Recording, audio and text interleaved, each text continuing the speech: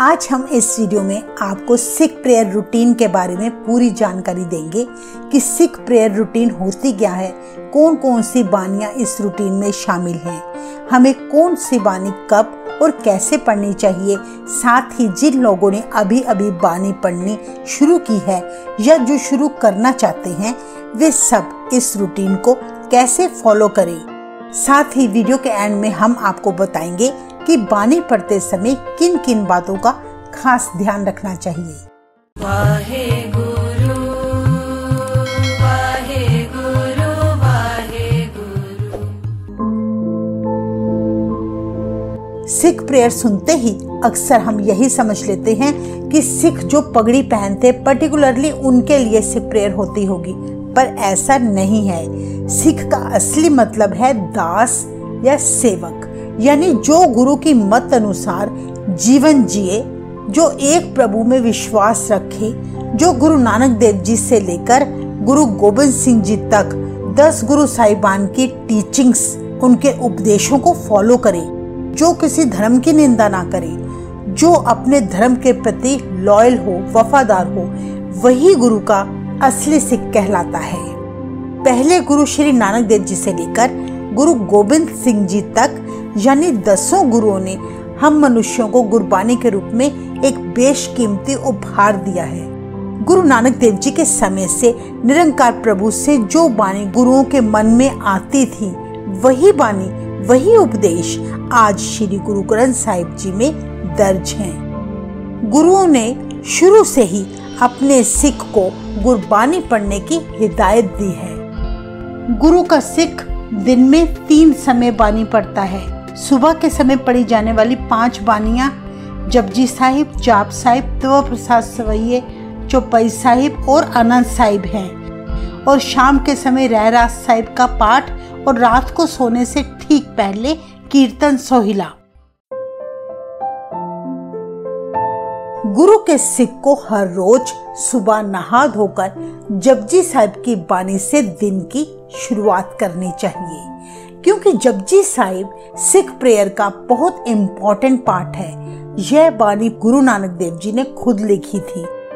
इस बानी में कुल 38 पौड़ियां हैं, जिसे पढ़ने में करीब 10 से 15 मिनट लगते हैं। जपजी साहिब का पाठ पढ़ने के बाद गुरु का सिख जाप साहिब पढ़ता है। जाप साहिब बानी जपजी साहिब बानी से बिल्कुल अलग है, क्योंकि इस बानी को 10वें गुरु गोबिंद सिंह जी ने लिखा था। गुरु जी ने जाप साहिब की बानी बहुत सी भाषाओं के मेल जोल से लिखी थी।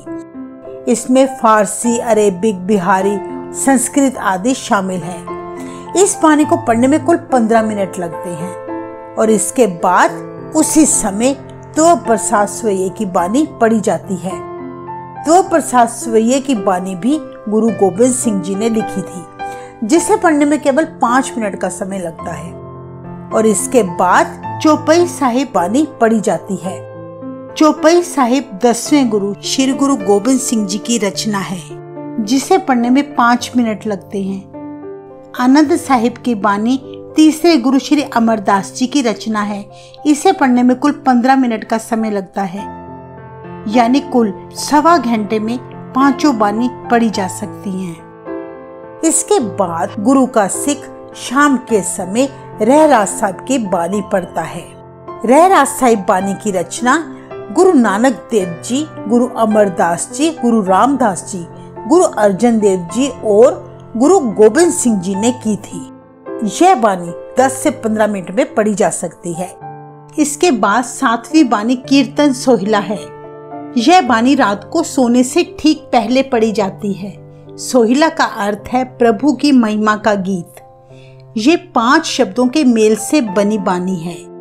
इस बानी के पहले 3 शब्द गुरु नानक देव जी के हैं, चौथा शब्द श्री रामदास जी और 5वां शब्द गुरु अर्जन देव जी द्वारा लिखे गए हैं। तो ये थी 7 बानियां जो गुरु के सिख को हर रोज पढ़नी चाहिए। 5 सुबह के समय, 1 शाम के समय और 1 रात के समय। पर अगर आप 7 बानियां हर रोज नहीं पढ़ सकते, तो आप सुबह कम से कम जपजी साहिब का पाठ और शाम को रहरास साहिब का पाठ जरूर करें। यदि आप केवल 2 पानियां ही पढ़ते हैं तो मन लगाकर पाठ करें, पर आपका लक्ष्य, आपका टारगेट हमेशा 7 पानियां पढ़ने का होना चाहिए। इस प्रकार आप धीरे धीरे सिमरन के समय को बढ़ाते जाएं। बहुत से ऐसे लोग हैं जिन्होंने बानी कभी नहीं पढ़ी। वाहिगुरु की कृपा से अगर आपके मन में बानी पढ़ने की इच्छा जागृत हुई है तो आप शुरुआती दिनों में पहली पौड़ी यानी मूल मंत्र का पाठ शुरू करें। इस समय जो पाठ आप स्क्रीन पर देख रहे हैं ये है पहली पौड़ी। पहली पौड़ी का अर्थ है निरंकार प्रभु से मिलने की पहली सीढ़ी। पहली पौड़ी का पाठ शुरुआत में आप कम से कम 5 बार कर सकते हैं, जिसे करने में सिर्फ 2 मिनट का समय लगेगा। इस पाठ की प्रैक्टिस कुछ दिनों तक आप कंटिन्यू रखें। जैसे जैसे बानी से आपका प्रेम बढ़ता जाएगा तो आप इस पाठ का समय बढ़ा सकते हैं। अमृत बानी सच में अमृत है, एक मीठा रस है जिसे पढ़कर हर मनुष्य अपने अंदर आनंद ही आनंद महसूस करता है। इस प्रकार कुछ दिनों तक आप पहली पौड़ी का पाठ करने के साथ साथ सुबह जपजी साहिब का पाठ और शाम को रहरास का पाठ करना भी शुरू करें। सबसे पहले सुबह उठकर नहा धोकर कंघी करके जपजी साहिब का पाठ एकांत स्थान पर बैठकर करें। बानी पढ़ते समय ध्यान रहे कि नंगे पांव हों और सिर पूरी तरह से ढका हो। पाठ हमेशा हमें धीरे धीरे बोलकर करना चाहिए ताकि बानी हमारे कानों को सुनाई दे सके। पाठ के समय किसी से भी कोई बात ना करें, ध्यान केवल एक प्रभु में लगाएं। अगर पाठ करते समय कोई इमरजेंसी हो, किसी जरूरी काम के कारण बीच में से ही उठना पड़े तो फिर आपको पाठ शुरू से करना चाहिए। अगर आप इन सभी बातों का ध्यान रखेंगे तो डेफिनेटली आप कुछ ही समय में अपने अंदर पॉजिटिव चेंजेस महसूस कर सकेंगे और आप हमेशा आनंदित रहेंगे। आपको ये वीडियो कैसी लगी? आप अपने विचार हमारे साथ जरूर शेयर करें। वाहिगुरु जी का खालसा, वाहिगुरु जी की फतेह।